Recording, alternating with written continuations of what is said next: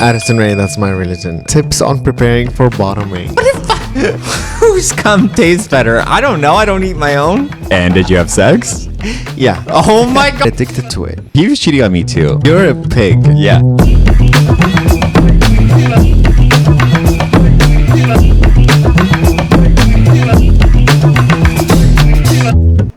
Test. Hello. We're back.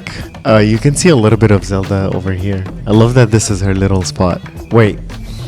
I need to tell you this story. I never told you this, I don't think. It's so random. No, I've been thinking about telling you the story like this whole day. I don't know why I thought about it. And I think I was watching some podcast and they were talking about being like a homewrecker.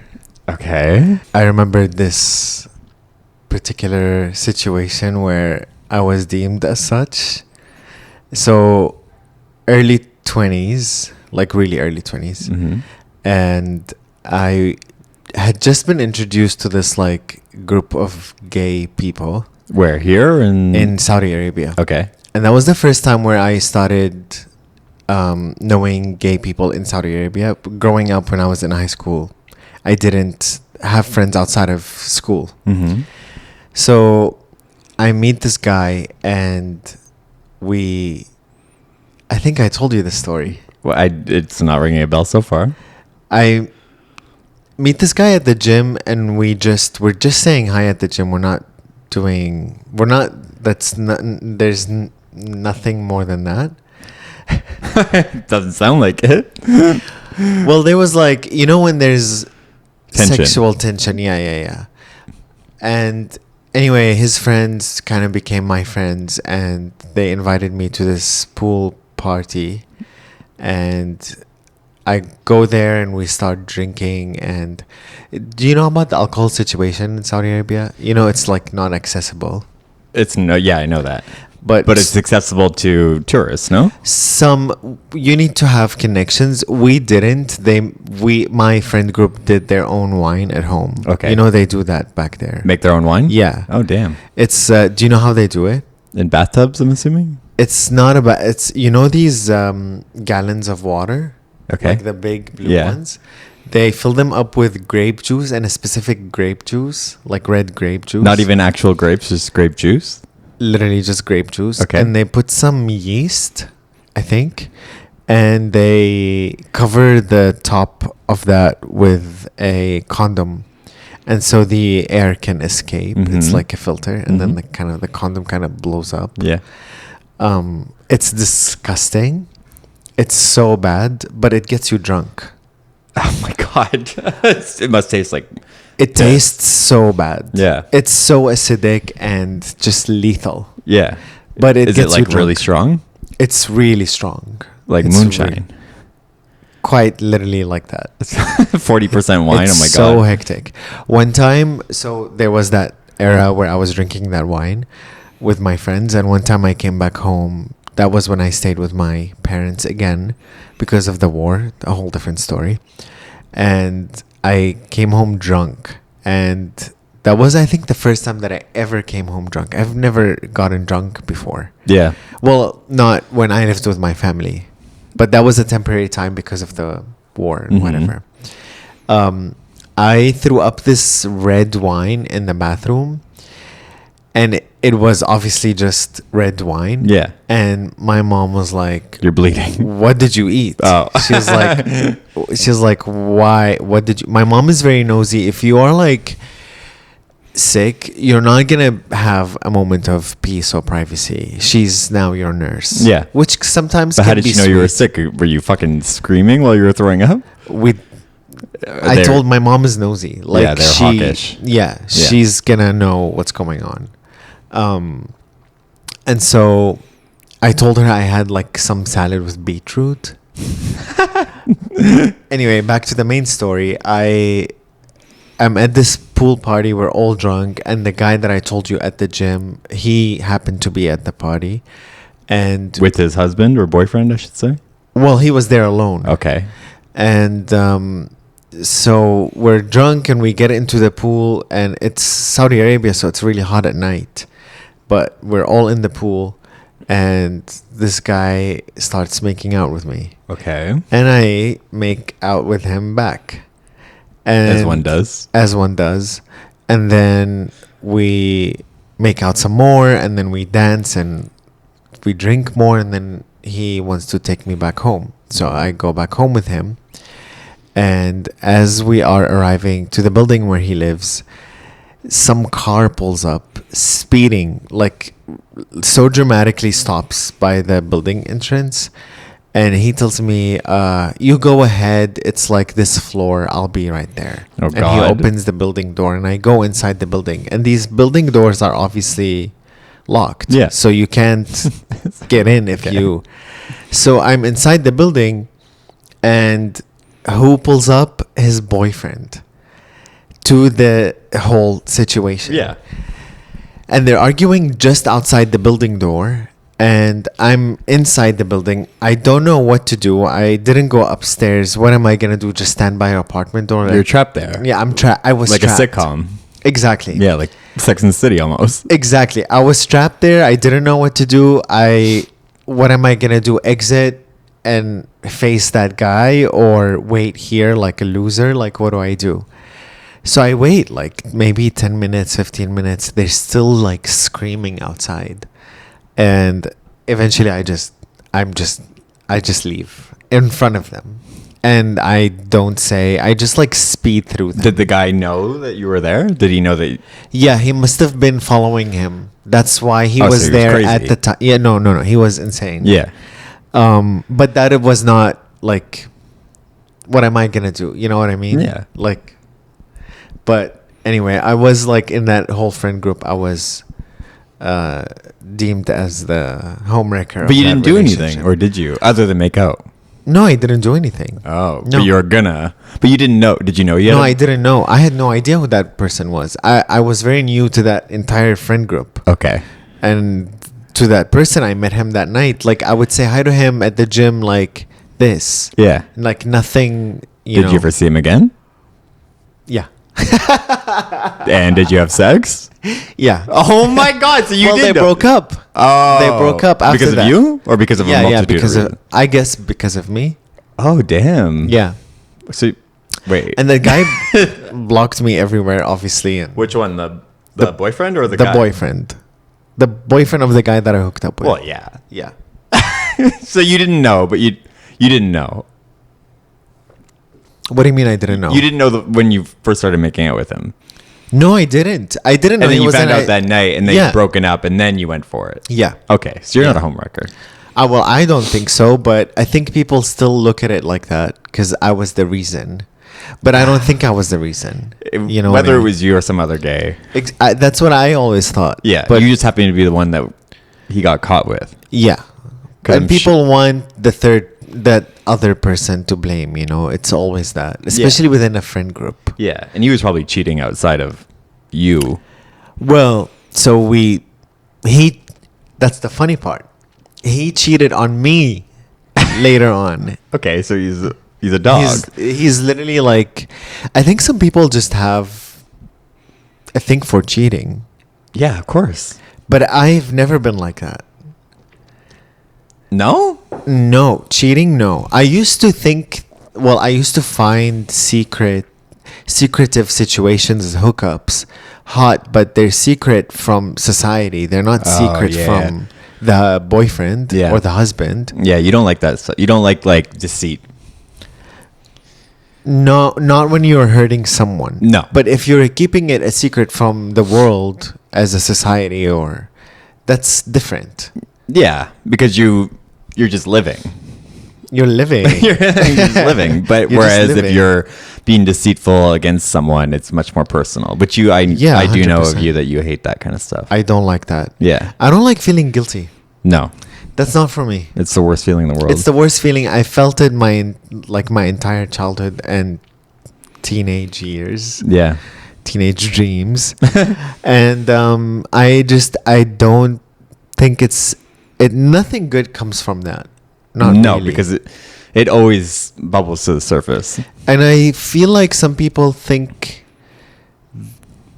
they kind of get addicted to it, to the guilt. Yeah, it's like some people get a rush from like, I don't know, racing cars or climbing mountains or whatever, or doing drugs. But some other people get a rush from like deceit. Yeah, exactly. Or the idea that I could get caught. Yeah. Which does heighten the stakes, makes everything a little bit hotter. Yeah, but that only ever lasts for so long, and also it wears off. Yeah. So if you are hiding it from someone, the thrill of, oh, are they going to find out, wears off. Yeah, and then like any drug, you have to up the stakes. You have to up the stakes. Yeah. So, and like any drug too, it's okay, you get like the rush of like hot sex because it's so taboo or forbidden. But then because you up the stakes, the more guilt you feel, the more it takes a toll on your mental health. It's like anything. You just, yeah, it's not good. It stops becoming enjoyable. Yeah. Yeah. Oh my God, I remember when I was in my cheating era. Oh, tell me more. Like all university. I cheated on my like boyfriend at the time. But he was cheating on me too. So it was kind of mutual. Did you both know at the time? Yeah, I had... I had gone on his computer. I was not snooping. His computer. His laptop. I had gone on his laptop to do something. I swear I wasn't snooping. But then he had forgotten that he had left pictures open. Oh. And some guy was sending him pictures. And I kind of liked it. On the laptop? Well, it was fucking 2012, 2013. Yeah. Okay. But he had saved them on his laptop. And I saw them and I was like, fuck this guy. But then I was like also turned on by it. You're a pig. Yeah, I know. I like literally jacked off to it. But then I was also cheating. Which is what cancels each other's out? Yeah, it was like this like weird unspoken, I guess, like knowing of each other. But is that even fun at that point? No. How long was that for? Oh, I don't... It's been so long now that I don't remember the timeline. But I do remember the summer that I had another boyfriend outside of him in a really small city. So you dated a whole other person? Yeah. While you were with this person? Yes. Okay. I had this like keep going summer-long affair with this boy who I thought I was in love with at the time. And then he moved... he was moving to Vancouver at the end of summer, at the end of September. And I was like totally enamored with him. And then September comes and he leaves. And I like had like a mentee B. Like I had a full mental breakdown because he was leaving. And I was so sad. And like for like 2 weeks, I was just like could not stop crying with my boyfriend. I was present. Just like, what? With your boyfriend present. being He's like, present. what the fuck is wrong with you? And I was like, I don't know. I'm just sad. I'm just lost. Oh my God. That's so funny. I know, it was bad. But did he know? I think he knew. Well, he knew because he was like, it coincided with this guy leaving who was my friend. Yeah. So obviously he knew. Like no one cries that much over a friend leaving. Well, that is delusion. Yeah. Yeah. We watched a movie recently about delusion. Yeah. Big Fish. Big Fish. You had wanted me to watch it for a while. Yeah. I'm so glad I did. It was fucking difficult to make you watch it though. You were not into it at the beginning. The beginning is a little bit not rough, but it's it takes a second to get into it, and I respect that. You know, they don't try. I think it's a bit cocky when movies do that, and I kind of like that. Go straight into it. There are no introductions. There's no soft intro. Yeah. It goes straight into the cuckoo world. I was going to say the quirkiness. And I think that can be off-putting if you don't know what you're getting into. Yeah. Because it's very quirky, which is not necessarily your cup of tea. No, I don't usually like fantastical movies. Mm-hmm. So that's why I think it tests you in the beginning where it just goes straight into it, which I respect. Mm-hmm. No introductions. We don't need to tell you what's going on. Yeah. But yeah, again, it can be difficult for someone like me who's not necessarily into that kind of like cuckoo, crazy. Perfunctory, I would say the word is. About halfway through, there was like more shit happening because it's just so over the top, and you're like, damn, this movie's really going everywhere. But then you understand why it's going crazier. Yeah, you get it. Yeah. And we're back. So the movie starts straight into the craziness. Well, it starts in the real world, Uh-huh. and just the story of a son and his father, and his Yeah. father tells tall tales of his life. And what's the first story that the movie starts with? I think it starts with the story of his birth, and like the mom's giving birth, and the baby goes like flying out of the mom's like Right. pussy and Right. flies out and like slides down the hallway of the hospital. You were like, Yeah. I literally looked at you. You're like, oh god, Yeah. here we go.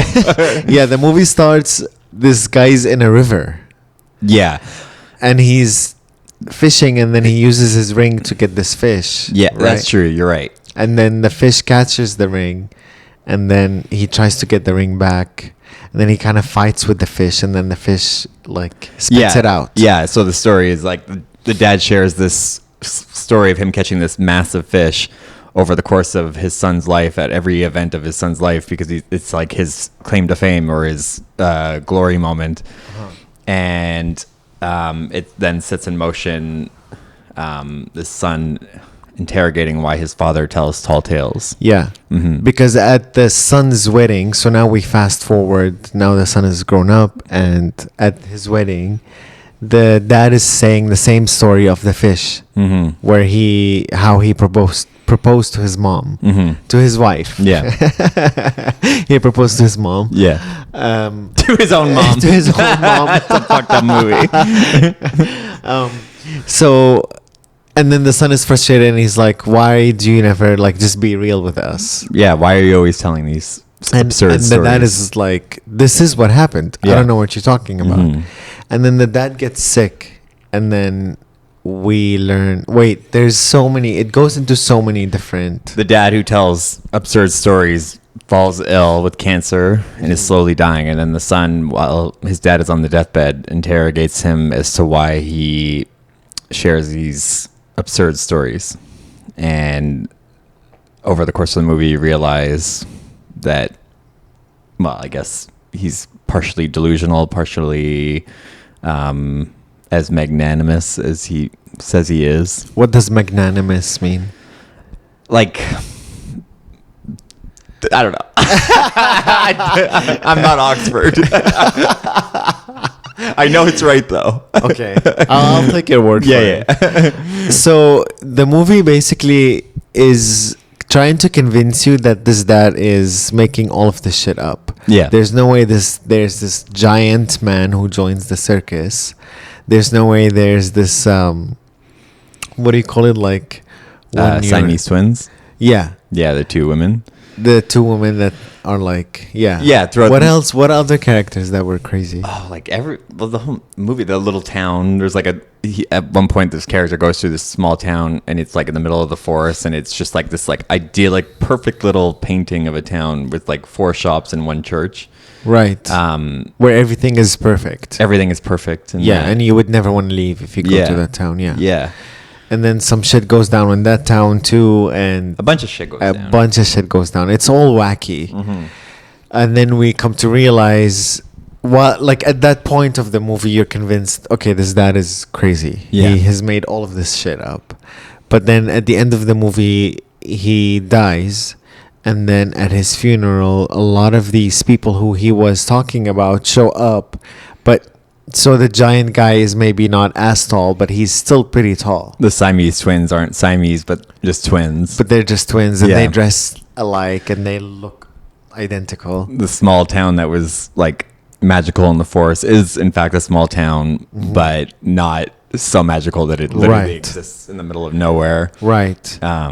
So then you realize that the father's grandeur in his storytelling is simply that. He's kind of romanticizing his own life. Yeah. And he talks about it in a way that makes it seem, He talks about it with adoration yeah. and hyperbole. Yeah. Yeah. And I fucking love that. Because we talked about that before. You are the narrator of your own life. And so the way you talk about your life is really what it shapes up to be. And how you talk about your life becomes the reality of your life. Yeah. Yeah. Because you believe it. Mm-hmm. And so and that's why what I loved about the movie is when the dad was confronted, he's like, no, this is real. Mhm. Like, I'm not lying to you. This happened. Mm-hmm. And I really respect that. I think it can be very valuable to be delusional about your life like that, romanticize it like immensely. I think we all do that. I think it's like almost like a survival method because 100%. we have to like idealize every aspect of our life, even the horrible 100%. parts, you know, Yeah. in order to survive. Because if we're like so bogged down in the mundane or the misery or yeah, just the whateverness of life, it'd be so dull. And it's really some people might think it's you're lying, but the reason why I think he believes it is it's really a subconscious thing that happens when you do that with your life, when you look at it in a way that's you're romanticizing it, even the bad, Mhm. you know. And that is really subconscious because what happens is your brain picks and chooses, like it always does, what it can hold on to, and then the other parts of the memory kind of just Fade away. erased or fades away. Yeah. And so there's really not much choice when it comes to that. How can you control that? It's the nature of who you are. I think who you are is defines what kind of memories you decide to keep with you. Yeah, and memory is like tricky like that in that like even when you look back on your like life up until now, you remember like the big events and you remember like certain like random things and your brain can't dissociate or can't identify when those things happen. You know they happened, but oftentimes you don't remember what age they happened and all that. So you Right. almost like amalgamate them. And then you create a story with those bits and pieces, you know? What did you tell me one time when we were talking about memories, and you were saying memories become the memory of you saying the memory. Do you Yeah. remember that? That's the thing. Like you have an event, something happens to you, and then that one instance is the only time that you experience it, and then every other time is the memory of the memory. And then like a game of telephone, the memory each time you remember it, something is changing each single time. 100%. You know? And so is that delusion? Or is that just the nature of... I think that's the nature of memory, but I think delusion can, depending on who is telling the memory, delusion can play a big part in it. Okay. It's like if something happened in your childhood. Let's say you're going to be class president, or you got voted to be class president, and that is so like you get fourth grade class president. There's no stakes. It's like Right. it's a silly little title that you get. Yeah. But then if you're an old man and you think of that time, you will look at it with such grandeur because it impacted you. Right. So right. it feels big to you, but in So the it reality, was big, It right, is big, right, and then you're right. going to talk about it how like it was a big event, you know, Mhm. or like anything in your life, like your wedding day. Yeah. It's realistically, it is mundane because everyone gets married. Yeah. But then when you talk about it later on in your life, you're going to look at it with such, oh my God, it was the most beautiful Exactly, day. yeah. It could be a rainy day, and you're like, it was the most sunny day. Exactly. And, you know, And so, in that same sense, like two people can experience two people in a relationship can experience a relationship from completely two different sides. oh, 100%. Because everything you experience together, the memories of those things can look very different. 100%. And it's not delusion, I don't think. It's just the nature of who you are is what your life Yeah. becomes to be. But it can be delusion because if, let's say, two boyfriends experience something together and one is like a pessimist or solely looks at the negative of life and the other one is delusional and optimistic, like you said, those experiences will be told differently Yeah. later on, you know? 100%. And someone who's completely delusional will, whether consciously or subconsciously, make every detail more grand. 100%. And someone who's pessimistic or looks at the negative of life will minimize things or not see the beauty or see the poetry in Yeah. those events, you know? And so how is being delusional for you? What has it impacted in your life the most? Like, is it your creativity? Is it your love life? Is it your social life? Being delusional for me has led me to believe that I have great importance. And you do, Yeah, and I do. especially to me. Yeah, but in like, I've always felt like maybe more important than I am To the world. to the world. I think you're very important to the world, first of I mean, all. we all are. Of But course. what level that you view yourself? I think, I mean, that's what happens when you love someone so much is, I think whatever amount of delusion you have, I'm always like, no, you deserve more. Yeah, and that's how I feel about you. And that's why I don't see the delusion. That's why people look at couples and be like, they're "Oh my both God, crazy. They're both fucking nuts." But that's because they love each other. And so, and they're validating each other's delusion. and that's okay. Because the alternative is what? Not be with someone? No, I think you need someone that validates your delusion. Not to the point where you become both lunatics. You don't need to become enablers, but you need somebody who, I'm not saying you need a yes man. You need your boyfriend to believe in your delusion. 100%. Yeah. 100%. Otherwise, it won't work. And of course, you need your boyfriend to tell you when you're being nuts. Mm-hmm. So, of course, that is necessary. There is a balance. Yeah. But I do think that you need people in your life who believe if you tell them, like, I'm going to be a great singer, they're going to be like, of course you will be. Yeah. It will happen for you. Because so much of life is that, just the self-belief reinforced. And most of life is the journey to get to where you want to get rather than getting there. Mm-hmm. And so the part where you're trying to get there, that has to be fun and optimistic. Yeah. You Well, I mean, know? it won't happen unless you're surrounded by people that feed that delusion. Exactly. And you feed their delusion too. Exactly. Yeah. So when people look at couples and they are delusional, I used to be one of those people who would look at couples and be like, you're both fucking nuts. Yeah. But now, of course, it's an echo chamber. Like, that's what happens Yeah. when you are within. But it's funny because That's normal. I hope it could be. I hope it's a good echo chamber, which it is. Are you talking about us? Have you ever met a personally? couple where they were like delusional and like it was going in the wrong direction, where they like validated horrible delusions? But here's where I'm going to go a little bit like psychologist with you. Yeah. It works for them. So who am I to say that That's true. delusion is not right? Because if If they're happy. if they're happy and they go through their entire life completely delusional of something absurd, whatever, they're happy. Whatever. Yeah. So, but it depends on what they're being delusional on. So, if they're delusional about what they wear, if I think they wear like the nastiest outfits, Yeah. and they think they're the best dressed, Yeah. I feel like that's harmless. It is harmless.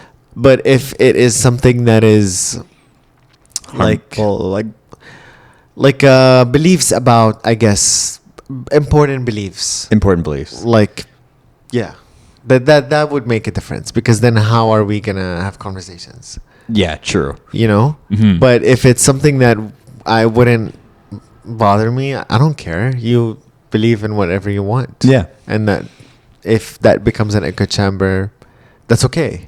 Do you think you're delusional? There's an echo chamber internally within us. You don't need someone to have that, Yeah. right? Yeah, but it certainly helps when someone is. Of course. Yeah. But sometimes it's also, if you've lived with yourself your entire life and you only have yourself to tell yourself the stories and to kind of gauge if you're a good person or not, you're probably going to think you're a good person. Yeah. Do you know what I mean? Yeah, I'm trying to think of like I was like trapped in like a cabin alone for like 10 years, about how like self-delusion would manifest into something completely insane. Oh my God. That wouldn't be good for anybody. Like I wonder if for like, me, okay, honestly, if it was me. No, me too. But I'm thinking like, let's say I was alone or you were alone with your art form. So let's say you took, which art form would you take? If you had to be in a cabin for 5 years alone, Ooh. you get food coming in and all that. I have to pick one medium Yeah. of art. I would say drawing. Okay, drawing. I would take painting. I Yeah. wonder how, in those 5 years, with delusion, and no outside influence, how that art would take shape? Would it get better, or can delusion eventually become so like absurd that you actually becomes a hindrance to yourself?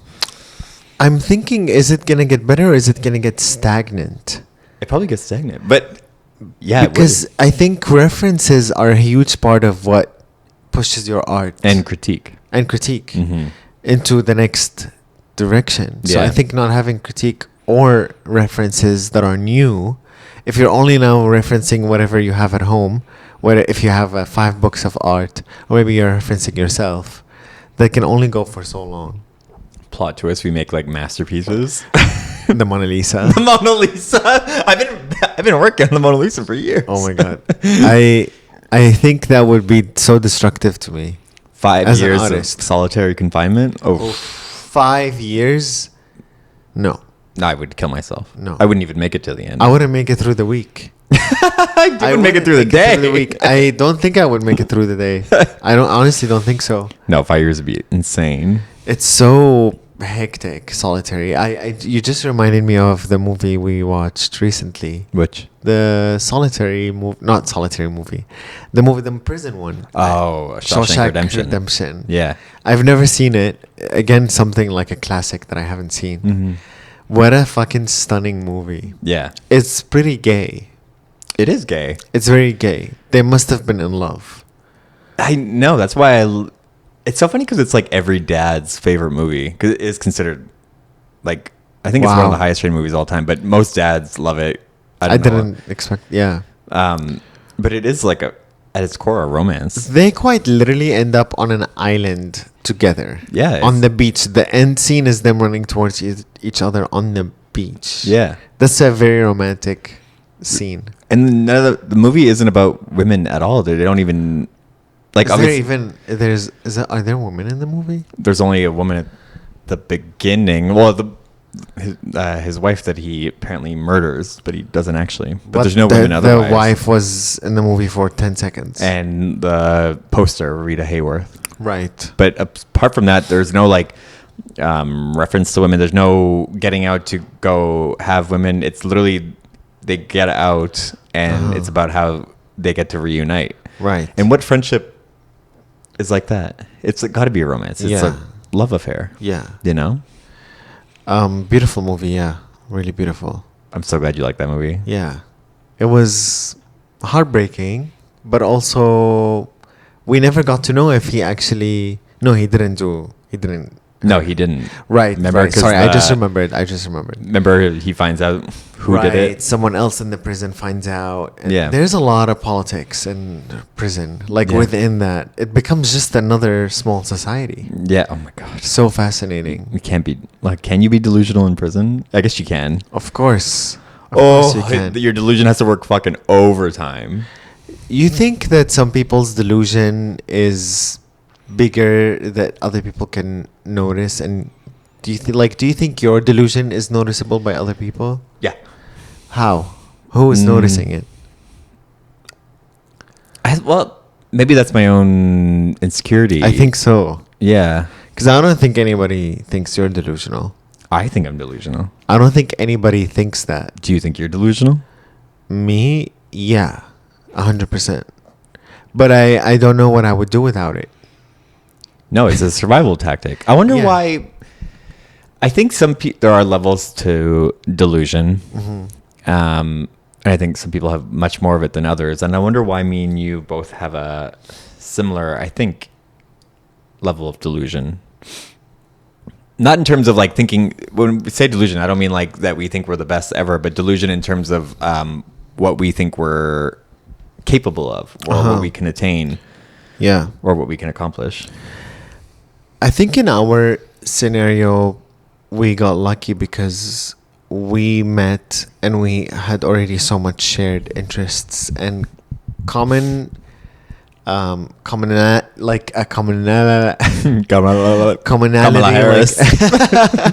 in the sense of like what brings us joy creatively. I think we got lucky in the sense that there was a lot of overlap. Yeah. What was the question?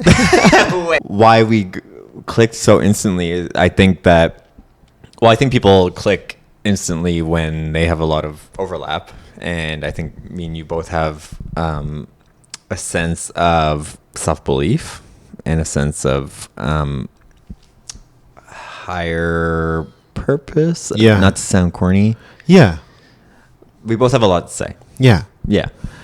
And we both got to this point in life from completely different places.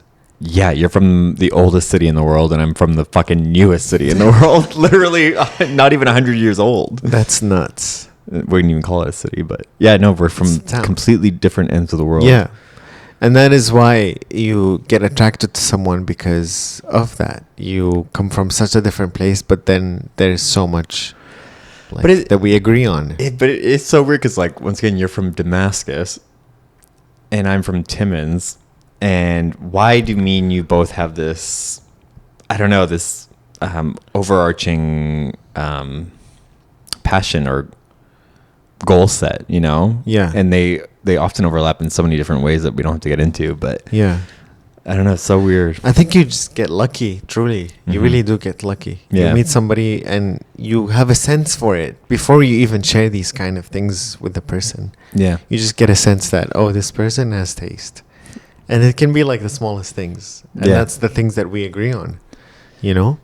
But it's so interesting because they're shaped so differently, and yet they align so perfectly right now. I think my delusion has gone so far that I 100% believe it's reality, even today, even as I speak it. Yeah. Fuck yeah. You know, it's gone so, like, I think, especially with zeidmoon and how I became this person, I've always had that delusion that I'm gonna become this person since I was a kid. Me too. But I'm not saying that I was gonna become zeidmoon too. No way. And then you took my name. We're both zeidmoon. Fuck. No, you're Zeid swoon. No, you're Zeid swoon. You're so cute. It's not that I knew what I was gonna do today, but you knew you were important. Exactly. I knew I had some value, something to say or add. Not to mistake that everyone has value and everyone has importance, but you believed in your importance. And here's the thing, like, of course I'm not going to go around and measure other people's value. Of course the only thing that's going to concern me is my own. No, but people can misconstrue, like, our self-belief in saying that we're important is saying that other people, we're more important than other people. But but there's space for everybody. Exactly. To me be and you important. never ever believe that we're special, but we believe in our importance as human beings. You know, one of my favorite things that I feel like growing up poor has taught me, sorry, again, I'm not able to sit still. One of my favorite things that growing up poor taught me, like my grandma and family and all of that, is scarcity mindset is poorer than being poor. If that makes sense. It's almost like, oh, I see. It's kind of a saying that I'm not able to really translate it to English, but like having a scarcity mindset is more poor than being poor. Yeah, because you could be rich with a scarcity mindset and think you're poor. So whereas you could be poor but still be rich. Exactly. If you don't have scarcity mindset. Yeah. Like, so you could have nothing and still feel like you've got it all. Yeah. There's nothing more powerful than having whatever amount of money you have and not being afraid to be like, I don't mind spending this money. Yeah. Or it's going to come back. Or just solely like living and having fun anyway. It's not because you're rich. It's just, I think the belief that this money is going to come back is so important. Yeah.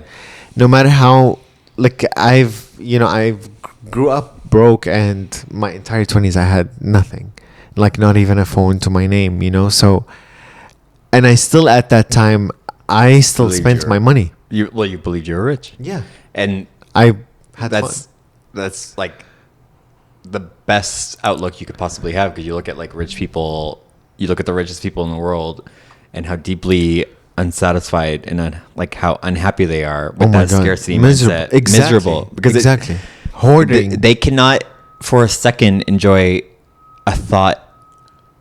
Like, they have to mindlessly just spend money, 100%. have money coming in. Well, not spend money, actually hoarding money. Yeah, hoarding money, true. Constantly being Yeah, like, you're right, hoarding. I shouldn't even say spending. how can I, save this dollar from here and save this cent from there?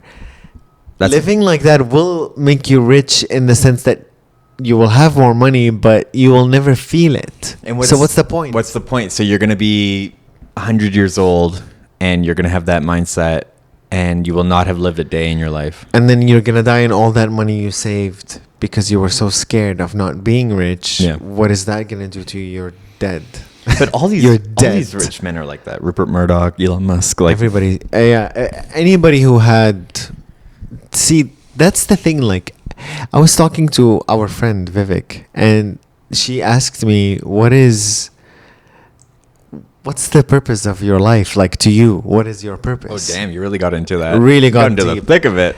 Yeah, I loved talking to her. And I told her, honestly, just have fun. Like, because that's the whole point. If I'm not having fun, then why am I doing this? I know. It's like, That's the whole point. yeah, literally. Just spend the money you have. It'll come back. It'll come back. You'll make more. And then you'll spend it. And then you'll make more again. Yeah. Like, who cares? I know, because like, it's like morose as it sounds, like you're literally, we have this false illusion that we're all going to die old men or old women in our beds. Yeah. And like, You don't know that. You're not guaranteed that. I know. And it's so weird that we get constant reminders of it. Like you watch the news, you Yeah. get airplane crashes, shooting, and people still will not live life to the fullest. And we actually talked about that too yesterday, the other day, because I told her, like, living in a world where you're constantly feeling like everything's falling apart, that makes you vulnerable, and governments want that. They want you scared. They want you to be scared, because a scared person will work for far less to survive. Or for like a false sense of security. Exactly. Because if you can take advantage of somebody who's scared, Mhm. right? What's going to happen next? How is the world going to end? Who knows what's going to happen next month? Like, where are we going to be? But you can take advantage of somebody who has hope, Yeah. because that is so powerful. They can't deceive you anymore. Lana Del Rey said it best. What did she say? Hope is a dangerous thing for a woman like me to have, but I have it. I love that song. Yeah, It's it's a true. great song. Hope is the most dangerous thing a great to To have. the elite or to corruption. But we have it. But we fucking have it. We fucking have it. I love you so much. So, what is one delusion you are going to hold on to for the rest of your life? Ooh.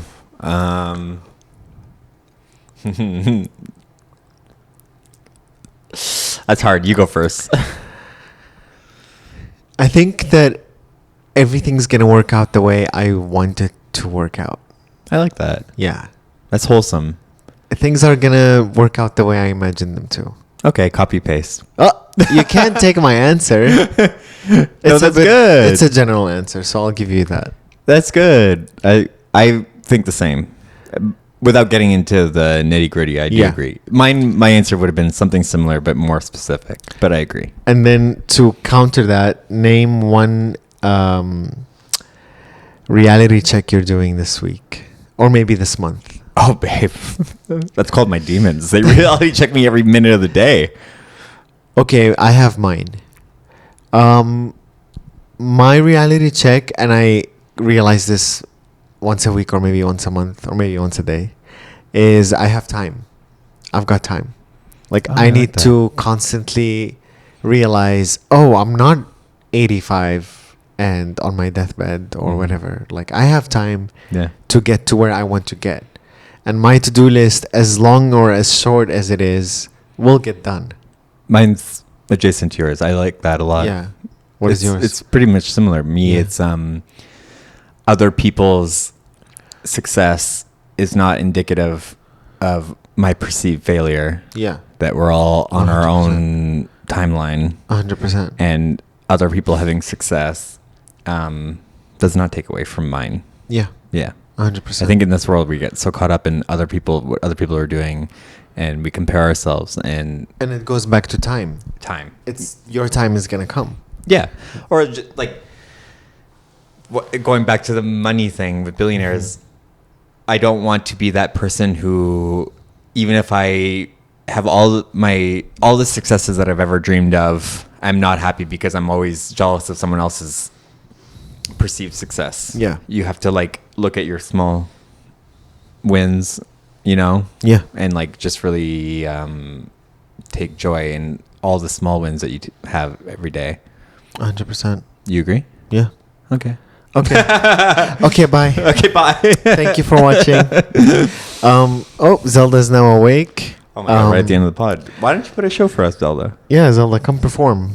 They miss you. She does a little dance. Please leave a little heart for Zelda. Even though this might, people that haven't seen this movie, what was the ending of Big Fish? When he's getting carried down to the river, what was your thoughts? I was crying. And I was crying. I was weeping. I was weeping. I thought about my own death. Mm-hmm. And I thought about who would be there. And like, I thought my life is really beautiful because I pictured of everybody who would be there. And I love all of them. And I guess I felt so lucky to also picture a whole bunch of people, and I guess it made me feel loved. I was like, oh, I am loved. Yeah. I have those people. I have the really tall guy and I have the twins, and in my own version. What about you? Yeah, it literally every time I watch it, You're tearing up. You're so cute. I think of it every time I watch it, it moves me, and it's a reminder that the stories you tell are important. Yeah. And the people you meet and the way you treat them is important. You know? And that's how your life is shaped up by the people who were in it. Your life is only made by the people who are around you. Exactly. Yeah. And so who you meet and who you get to spend time with, that's what your life becomes. Yeah. And the way you talk about yourself, but the way you talk about other people, the way that you can aggrandize them or make them larger than life. Yeah, I love that. Also validates their life. 100%. Like, we're so caught up in how we validate our own lives, but the way we tell stories about others reaffirms their importance. And I'm so lucky to have you in my life. Yeah, me too. Because you reaffirmed that in the best way. Yeah, me too. And you really see me in, like, you love me the way I want to love myself. And the way you look at me is how I want to see myself. Yeah, me too. Honestly, sometimes when you're talking about me, I'm like looking behind my shoulder. I'm like, who is he talking about? I can how never. About you? I still, every time I look at you, I can never believe that you look my way. I always think you're looking past my shoulder. I have the same feeling. I love you so much. No, I'm a rat. No, you're the best. I'm a little New You're York my rat. prince. I love you so much. I love you more. The next part of this episode is going to be only on Patreon. So if you are on Patreon, you can watch this. If not, thank you for watching. And See ya. See you. See you Bye. later.